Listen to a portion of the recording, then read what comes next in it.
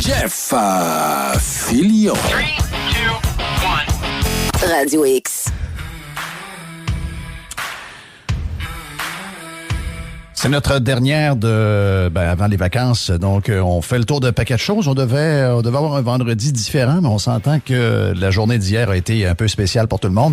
Donc, on en profite de faire le tour, voir un peu avec nos intervenants qu'on a eus dans la dernière saison et pour voir comment, qu'est-ce qu'ils pensent de tout ce qui est arrivé au cours des 24-48 dernières heures. Et on est en genre de duplex, autant sur Radio Pirate que sur Radio X. Et on a avec nous autres, parce que l'horaire, un médecin, ça travaille. C'est pas comme un animateur de radio, ça travaille pour vrai. Donc, Dr Simon est avec nous ce matin et ce midi. Dr Simon, bienvenue. Merci d'avoir arrangé votre horaire pour que ça fitte et qu'on soit capable de se parler. Bonjour, Jeff. Première question, vite de même. Vous pensez quoi de tout ce qui est arrivé au cours des 24 et 48 dernières heures, tout le changement? On a même vu le match du Canadien hier sans spectateurs. Donc, c'est un revirement assez intense, hein? Ouais, écoute, viscéralement, ça me déprime, comme je pense tout le monde. On a l'impression qu'on a fait ce qu'il fallait faire pour vaincre cette pandémie-là. On touche au but. Puis là, arrive l'Omicron qui nous force à plus de prudence. Intellectuellement, je pense que c'est ce qu'il faut faire. On ne sait pas encore à quel point l'Omicron va être sévère pour la population, pour les individus, qu'est-ce qu'il va faire au système de santé. On a quelques signaux encourageants qui arrivent d'Afrique du Sud et des autres pays, mais en même temps, ça serait fou de se faire prendre sans être préparé. Puis l'autre problème du gouvernement, c'est que s'il lance pas la préparation maintenant, comme tu le sais, dans les 2 semaines qui s'en viennent, tout est à peu près plus lent et plus compliqué. Alors, je pense que c'est sage. Est-ce que en santé publique, c'est toujours la même affaire. Quand tu es prudent puis que tu préviens une catastrophe, on te dit que tu as été trop prudent. Puis si tu fais rien puis que la catastrophe se produit, on te dit que tu étais négligent. Donc, c'est un lose-lose situation. Mais bon, j'aime autant errer sur la prudence que sur le risque. Mais on est toujours, puis il l'a dit, le premier ministre hier, et on est toujours dans les plus sévères. Puis je sais qu'ultimement, ça va revenir à la même chose, c'est-à-dire qu'on a un système de santé qui est hyper fragile, peut-être un des plus fragiles au monde. Et c'est peut-être une des raisons pourquoi ils se sentent obligés de faire ce genre de restrictions à cette période-là et de reculer encore sur des promesses. Sauf que j'ai comme le feeling, puis surtout que les chiffres qu'on a eus au cours des dernières heures, on est rendu à quoi? 3700 dépassés de nombre de cas. Donc, on a des explosions de cas, probablement même le plus gros pic pour une journée quasiment de l'histoire de la COVID depuis à peu près 2 ans. Donc, on voit que c'est extrêmement contagieux. Les bonnes nouvelles, par contre, c'est que les hospitalisations ne suivent pas pour l'instant. Est-ce qu'on est en train de prendre des décisions et que finalement, il est déjà un peu tard dans le sens que la transmission communautaire est probablement à son max? Puis je vous dis pas qu'on est rendu dans un genre de pic, mais probablement qu'on approche le pic. Puis souvent, de ce qu'on a vu dans le passé, Dr Simon, c'est que peu importe ce que des endroits font ou encore d'autres font, plus sévères, moins sévères, on a l'impression que quand le virus s'installe, peu importe ce que nous faisons, il prend sa place. Peu importe ce que nous faisons pas, il prend sa place. Et peu importe ce qu'on fait ou on ne fait pas, il s'en va. Donc, est-ce qu'on n'est pas peut-être déjà rendu un peu loin et un peu tard pour commencer à réagir alors que les chiffres sont déjà extrêmement hauts? C'est un bon point. Si tu regardes ça froidement, bien avant que l'Omicron s'invite à la table, on avait déjà perdu le contrôle avec le Delta. Les cas montaient, on était rendu à 1400, 1500 cas par jour depuis déjà une dizaine de jours. Les hospitalisations, même si elles ne sont pas aussi importantes que lors des premières vagues, on a quand même augmenté d'à peu près 50% le nombre d'hospitalisations dans les 2 dernières semaines. Alors, c'est sûr que si cette tendance-là se maintient présentement, Jeff, on est à peu près à 270 hospitalisés au Québec, 63, 64 aux soins intensifs. C'est bien en deçà de notre capacité. Mais là, on a vu les cas encouragés par l'Omicron doubler quasiment aux 2 jours.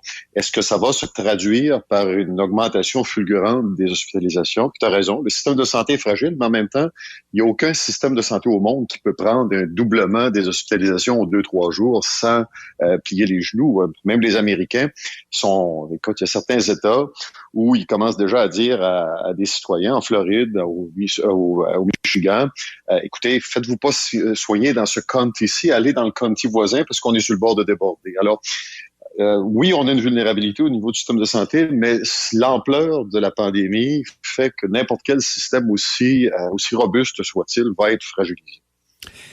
Vous avez parlé les deux pays qui semblent les deux meilleures places pour regarder comment ça se passe avec le Omicron, c'est l'Afrique du Sud et la Grande-Bretagne.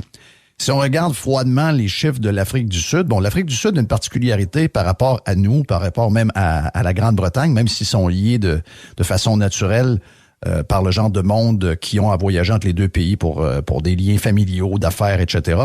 Mais je comprends que l'Afrique du Sud est un pays beaucoup plus jeune que les pays d'Occident. Mais on a quand même un bon laboratoire avec les deux ensemble, donc la Grande-Bretagne nous ressemble beaucoup. Et ce qu'on voit, c'est énormément de cas. On voit donc effectivement une transmission qui est très rapide. Donc déjà en Afrique du Sud, on a atteint le pic, on est déjà en baisse. On peut voir clairement que les hospitalisations n'ont pas suivi, mais pas du tout. On est dans le plus bas de ce qu'on a eu depuis fort longtemps, même que le Delta, qui avait été moins pire que prévu, on est loin des chiffres du Delta. Le nombre de décès, c'est la même chose. Ils n'ont jamais été aussi bas dans le nombre de décès. Et si je me reporte du côté de la Grande-Bretagne, qui a une démographie semblable au Québec et au Canada, on est à peu près à la même chose. Je regarde les statistiques, on a une stabilisation depuis 28 jours du nombre de personnes hospitalisées. On a même une bonne baisse du nombre de décès, si je regarde dans les 28 derniers jours, dans la dernière semaine, malgré l'explosion des cas, malgré le fait qu'ils ont eu le plus grand nombre de cas jamais réalisés dans les derniers jours, ça ne s'est pas traduit dans les hôpitaux. Et à partir de là, quand on regarde ça froidement, c'est peut-être une mauvaise bonne ou une bonne mauvaise nouvelle, je ne sais pas dans quel sens le dire, mais le variant Omicron semble une crise et une vague de cas. Mais si on se fie aux deux grands laboratoires que nous avons devant nous, je me demande si on n'est pas en train d'avoir fait ça hier, puis qu'on a paniqué pour protéger le système de santé, je le comprends, mais on a quand même un bon laboratoire qui nous montre que ça n'a pas l'air à se traduire du tout par un nombre croissant ou exponentiel des hospitalisations, et les décès ne suivent pas. Ce qui est une bonne nouvelle, mais ça aurait dû peut-être calmer un peu tout le monde ici. Puis, même si tu sais pas comment le dire, je trouve que tu le dis très bien. Puis effectivement, c'est le message d'espoir qu'on a tous dans le système de santé, c'est qu'effectivement, contrairement aux 4 premières vagues, ou peut-être les 3 premières, où la montée des cas le jour se traduisait 10 jours plus tard par une montée des hospitalisations, avec l'Omicron, on semble avoir un découplage entre ces deux affaires-là.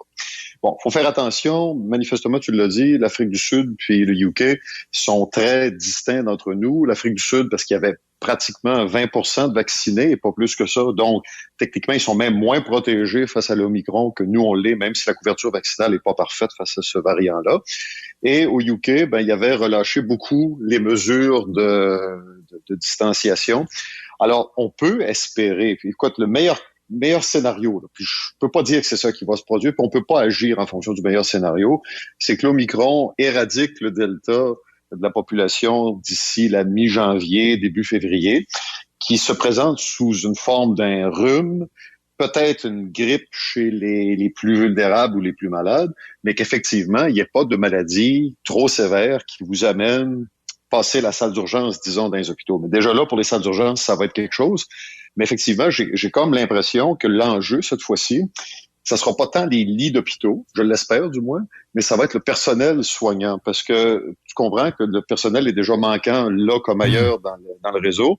Et si beaucoup de gens doivent s'absenter parce qu'ils sont malades, parce que leurs enfants sont malades, parce qu'ils doivent s'isoler, ben là, ça fait qu'on a bien des lits, mais pas de soignants pour s'en occuper. Mais effectivement, Jeff, moi, l'espoir que j'ai, là, c'est que l'Omicron, paradoxalement, nous débarrasse de la pandémie en ramenant une forme de virus plus contagieuse, mais moins dangereuse, et qu'on apprenne à vivre avec ça, puis que comme on fait pas le décompte des cas de gastroentérite puis d'influenza à chaque jour aux nouvelles, ben on va vivre avec l'Omicron comme ça.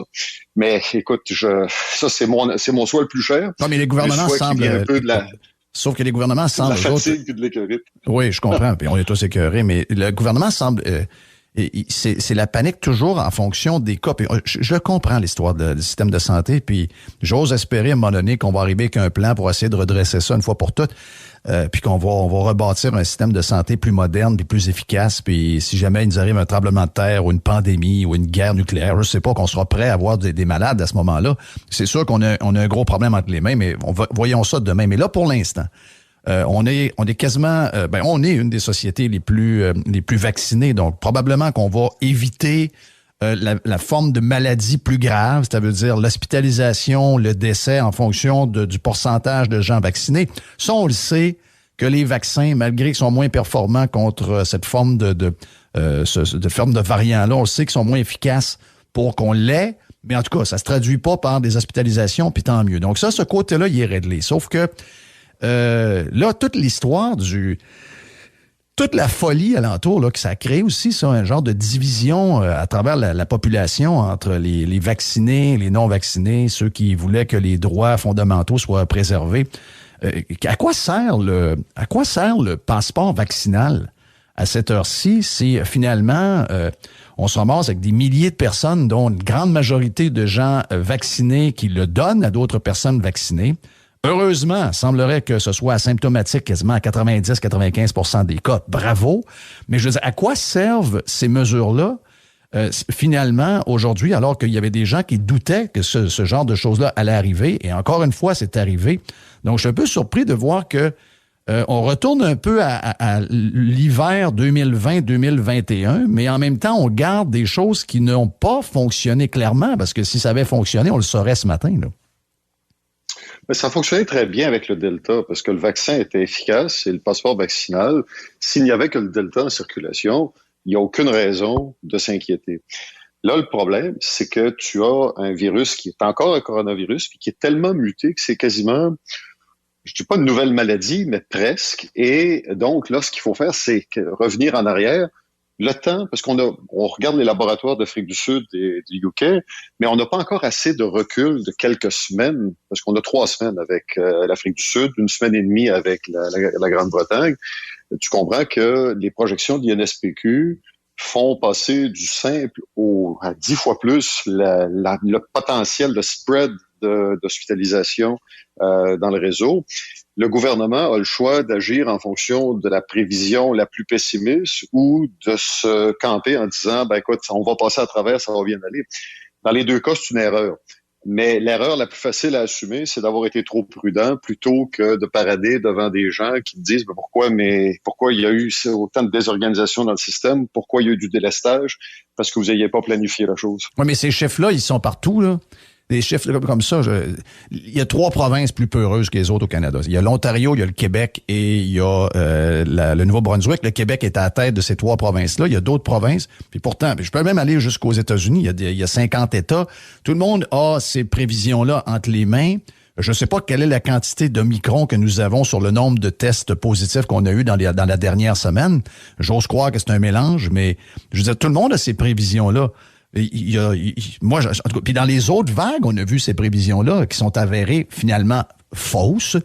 Donc, il y a des places. Mettons DeSantis en Floride. Lui, il regarde ça. Bon, il dit aux gens, vous avez entre les mains, voici l'information. Maintenant, faites ce que vous avez à faire. On compte sur vous. De l'autre côté, on ferme tout et on fait. Il me semble qu'on a joué déjà cette game-là. Ça n'a pas nécessairement donné de résultats. On est très rapide à prendre des mesures comme ça. On est très, très lent à les enlever. Mais, je veux dire, les situations catastrophiques, des prévisions catastrophiques, je peux en faire à longueur de journée. On peut en faire sur à peu près tout ce qui nous touche alentour de nous autres, pas juste les virus. Puis on peut rester tout chez nous parce qu'on peut avoir peur de tout ce qui peut arriver. À un moment donné, il faut être capable de jouer avec une certaine... en tout cas, un peu de risque.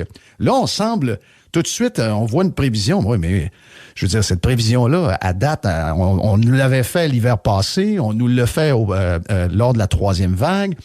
On faudra peut-être commencer à comprendre que nos prévisions les plus catastrophiques n'arrivent pas. Ça ne veut pas dire qu'une fois, ça n'arrivera pas.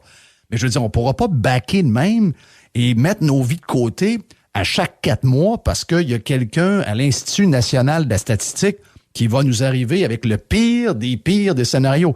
Tant qu'à ça, moi, j'enlève toutes mes REER de la bourse parce qu'il peut arriver un paquet d'affaires dans les 24 prochaines heures, puis je perds tout mon cash au complet. Je sais pas si vous me suivez un peu dans mon raisonnement, mais j'ai l'impression qu'on joue beaucoup avec... Tu as tout à fait raison. Si tu prédis la fin du monde tous les jours, tu vas finir par avoir raison. Il faut pas agir en fonction du monde qui se termine tous les jours. Cependant, là où je suis moins en accord, c'est que tu as raison, les catastrophes annoncées par l'INSPQ lors des premières vagues ne se sont pas réalisées, mais pas parce qu'ils s'étaient trompés, parce qu'on a agi comme population et comme gouvernement et comme système de santé en conséquence. Du moins, je pense qu'il y a une bonne portion, on a évité la catastrophe. Comme je te le disais tantôt, si tu agis de façon agressive, c'est sûr que les pires scénarios se réaliseront pas, puis tu vas te faire targuer d'avoir été trop réactif.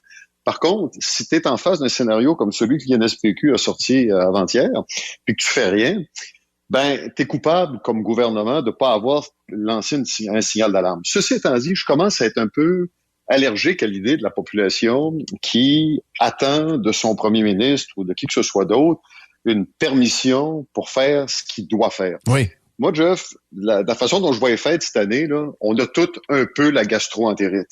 OK? Si tu as la gastro, t'attends pas que le premier ministre ou que le docteur Arruda te dise, ben regarde, c'est pas une bonne idée d'aller au party de bureau, c'est pas une bonne idée de dépecer la dinde avec 20 autres personnes parce que tu vas partager le bonheur de la gastro. Non. Le COVID puis l'Omicron, c'est un peu ça.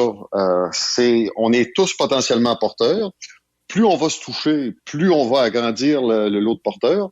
Est-ce que c'est une maladie bénigne qui nous causera pas tant de problèmes que ça?